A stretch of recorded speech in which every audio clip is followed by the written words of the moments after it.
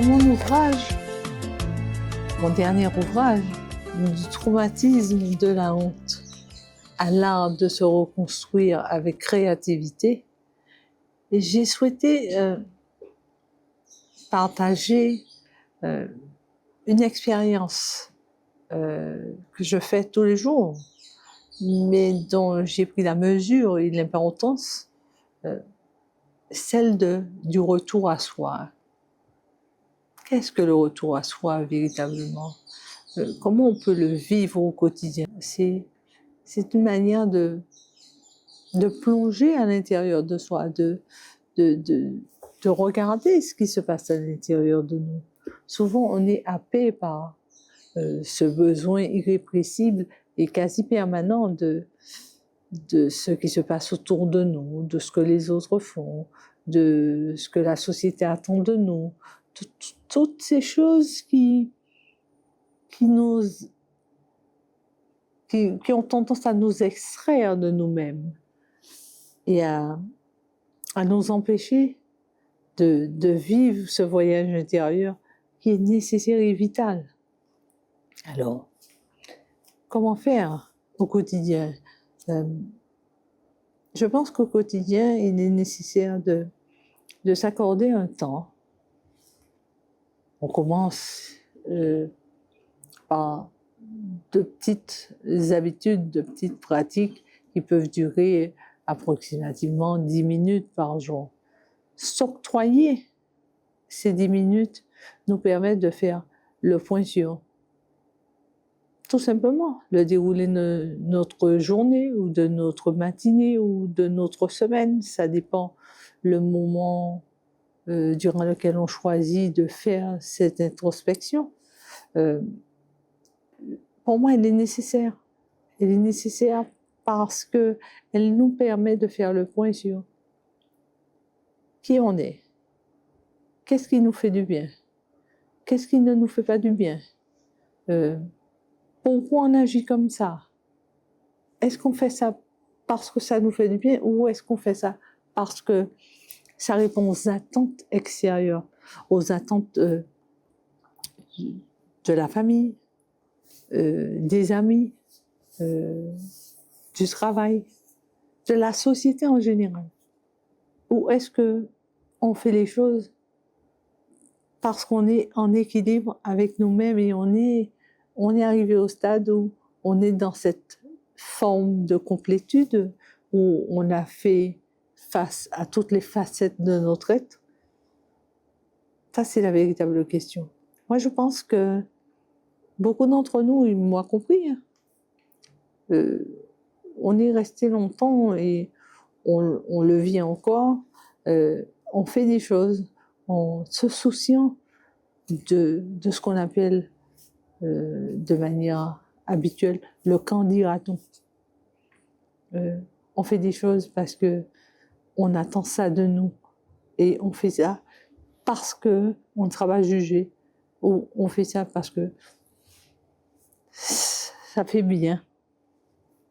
Moi, je pense qu'arrive un moment où on doit être sa priorité. On ne peut faire les choses avec les autres que si on est en phase avec soi-même. On ne peut faire les choses que si ça nous fait d'abord du bien. Parce que pour faire avec l'autre, il faut d'abord que nous soyons OK avec nous-mêmes. Vous allez me dire, c'est un comportement égoïste. Eh bien non, ça n'est pas un comportement égoïste. C'est simplement le comportement d'une personne qui est en conscience de qui elle est et quelles sont ses priorités et où elle veut aller, et vers quoi elle veut tendre. Et ça n'est que comme ça qu'on arrive à construire, à écrire sa propre histoire, à se détacher de cette manière que la vie, la société, la structure a de nous imposer les choses. Les choses nous sont imposées parce que nous acceptons qu'elles nous soient imposées. si notre choix est de faire différemment, elles ne peuvent pas nous être imposées. Je pense qu'il est temps que chaque être humain soit acteur et auteur de sa propre histoire. Dans cet ouvrage, du traumatisme de la honte à l'art de se reconstruire avec créativité, j'ai également voulu parler de thématiques que j'ai eu à expérimenter du fait de mon retour à moi et de cette introspection nécessaire et permanente et quotidienne. J'ai évoqué la thématique du traumatisme. Souvent, les gens ont tendance à dire que le traumatisme, c'est par exemple l'événement douloureux qu'on a vécu de manière directe ou indirecte. Pour moi et pour beaucoup de scientifiques, le traumatisme, c'est la blessure psychique, émotionnelle, qui découle de l'événement dramatique. Si on prend le cas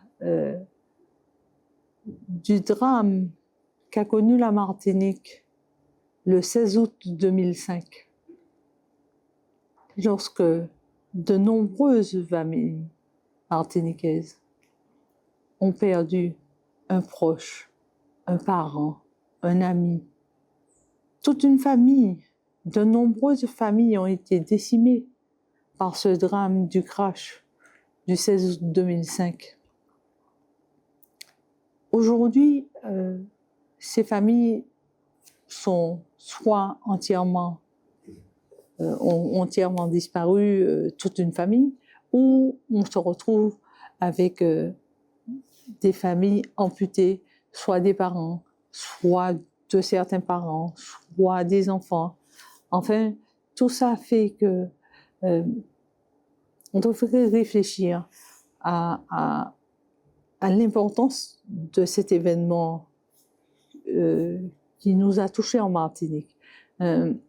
Aujourd'hui, cette année précisément,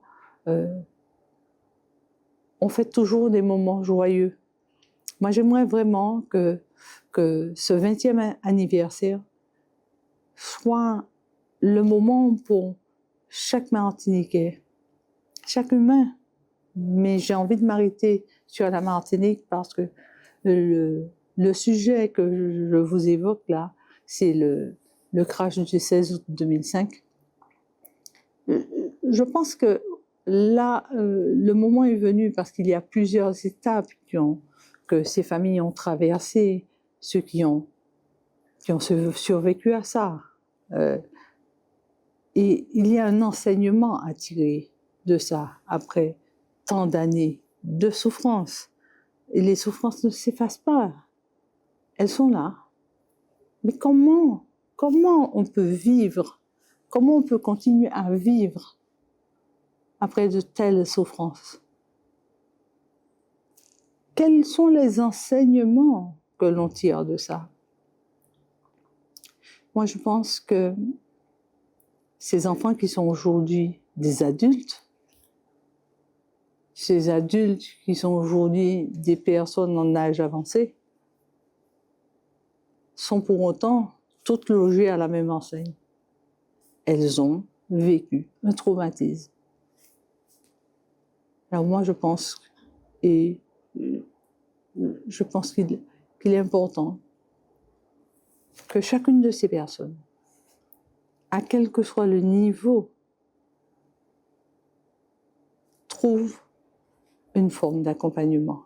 Mais ne trouve la forme d'accompagnement que si cette personne a fait le choix d'être actrice de son bien-être. Parce que cette blessure, cet événement dramatique, on pourra le commémorer chaque année. Mais ce qu'on doit apprendre à faire, c'est apprendre à vivre avec ces blessures. Parce qu'on ne peut pas les effacer. Par contre, on peut apprendre à vivre avec. Donc, que mettons-nous en place? Comment on fait pour mettre en place les choses, pour poursuivre? Parce que si on est encore là, c'est qu'on doit poursuivre.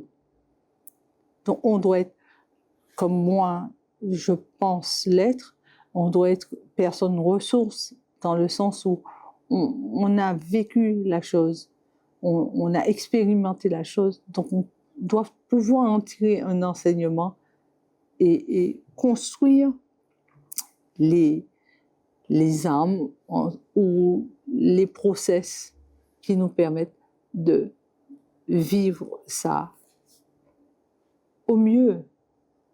Sereinement serait le bon mot, mais je crois en la capacité de l'être humain à pouvoir se réinventer et écrire son histoire.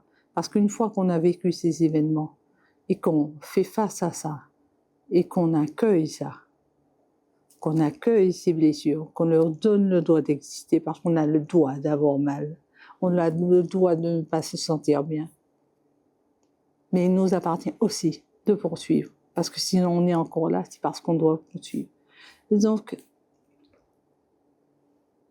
je souhaite que toutes ces familles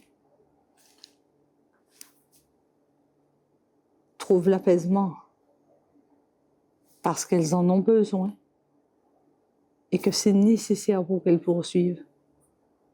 Et s'il tant est que je puisse apporter ma contribution d'une manière ou d'une autre, si on peut, comme je l'indique dans mon dernier ouvrage, on peut trouver une manière de verbaliser ça, soit par un écrit, soit par une méthode, soit quel que soit le procédé. Si ces familles ont besoin de moi, je suis là.